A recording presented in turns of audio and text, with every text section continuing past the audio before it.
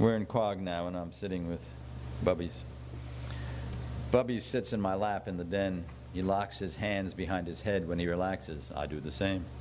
We sit there in a lopsided brown leather chair, same pose, sitting in tandem like luge drivers. One evening he points to the shelf to his left and says, "Book." He indicates the letters of James Joyce, edited by Stuart Gilbert. It seems an ambitious choice for a 23-month-old boy. But I take down the book and prop it before us. "Dear Bubbies," I begin, "I went to the beach today and played in the sand. I also built a castle. I hope you will come play with me soon. Love, James Joyce." Bubby seems content, so I read on. "Dear Bubbies, went to the playground today, tried the slide. It was a little scary. I like the swings better. I can go very high, just like you. Love, James Joyce." Bubbies turns the pages. I occasionally amuse myself with an invented letter closer to the truth of Joyce's life and personality. "Dear Bubbies, I hate the Catholic Church, and I'm leaving Ireland forever. Love, James Joyce." It tickles me that Bubbies has chosen to latch on to a writer who gladly would have stepped on a baby to get a rave review. I try to put back the book, but he detects an implicit announcement of his bedtime, and he protests. "Joyce," he says. Eventually, he resigns himself to the end of his day. He puts the book back himself and quietly says, "Joyce." Late in August, we return to Bethesda for the first days of the children's school. Bubbies begins preschool at Geneva Day School. Ginny takes him. He cries on his first day and is fine after that. School for someone 30 inches high, it seems preposterous. Jesse starts second grade at Burning Tree, the local public school. Sammy, kindergarten. He is excited mainly about taking the school bus. The first day, Sammy's bus runs out of oil on the way home. "What was your favorite part of the day?" I ask him. "When the school bus couldn't move," he says. Harris says that might turn out to be his favorite part of the whole year. On the weekend, we visit the cemetery. Each time I go with a mixture of need and trepidation because I know I may break down at the sight of the small rectangle of earth, the boxwood outlining it, the conical brass receptacle for flowers, and the marker, which is so definite. When we chose this spot in December, the nearby office building showed through the shorn trees. Since spring, the area has burgeoned with dogwoods and magnolias. Jesse has brought white carnations, Sammy a Washington Redskins balloon in the shape of an oversized football, which he plans to release into the air. He seems fragile these days, drifting into faraway stares and silences. Yet he talks more about Amy's death. Yesterday morning he asked me again how Mommy died. The heart stopped, right? His first day of kindergarten, when the children were asked to draw pictures of their families, Sammy's drawing included Amy lying dead on the floor.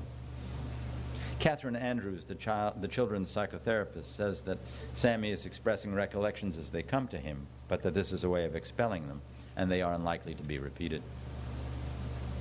At the gravesite, Harris asks Sammy if he has something to say. He stands behind the marker and says, "I miss you, Mommy." He tells Amy about Bubby's first teacher in preschool, Miss Renzetti, and about Jesse's second grade teacher, Mrs. Salcetti, and about his own, Miss Merritt. He tells Amy about the balloon and predicts the Redskins will win the Super Bowl. Jesse has no message for Amy today. Sammy asks Harris if he may be buried next to Mommy. Harris says yes, but tells him it's a very long way off. Ginny and I take turns holding Bubbies, who carries a small plastic penguin. When you squeeze its trigger, its beak opens and shuts, its little wings flap, and the penguin squawks. On an earlier visit to the cemetery, Bubbies refused to be taken from his car seat and cried out, "No, no, no." Today he has his penguin and is content simply to look around. Jesse places the carnations in the conical vessel. Harris writes, "We love you, Mommy," on the football balloon. The children let it go. It flies up in the heavy air and snags on a distant tree. We assure the children that the wind will free it eventually. The dead have occupied much of my time this past year. Books and poems about the dead, conversations with other families about their dead. I read death into innocent remarks and innocent texts. At the time it feels accidental, but I know it is not. I should try to get away from the subject. It is not infinitely interesting, as thinking about it ends only in a grim shrug. In any case, there is more to do, and I grow weary of my anger. Ginny and Harris may feel that their lives have prepared them for the current circumstance. I do not. I doubt that my life has prepared me for any situation, because until Amy died, I had always believed that good things would simply befall me. Except for a few disappointments, probably less than my share, I've led a charmed life. I'm learning what most people know at a much younger age, that life is to be endured and its rewards earned. Since my rewards these days lie in the survival of my family, I am content to try to earn them. But all this comes slowly to me. I have not been a long-distance runner, and now, at the time when my legs are weak and my wind diminish, I need to confront the long haul which runs counter to my nature. I must train myself to deal with the world as it is, as Amy did, while not treating the assignment as a chore. One of the few pieces of writing I've done since Amy died was a book review for the Washington Post Book World.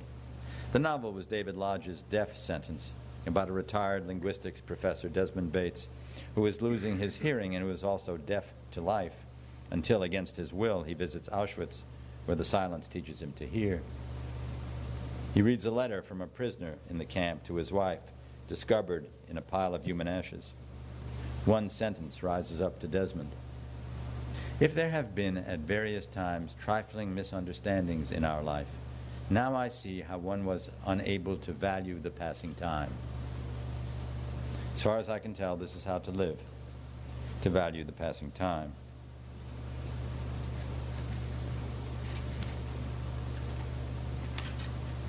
It is March 2009. At 6 a.m., the sky looks smoky. I set the breakfast table and watch TV while I wait for the children. The weather people speak of the frost-burdened Midwest and of a record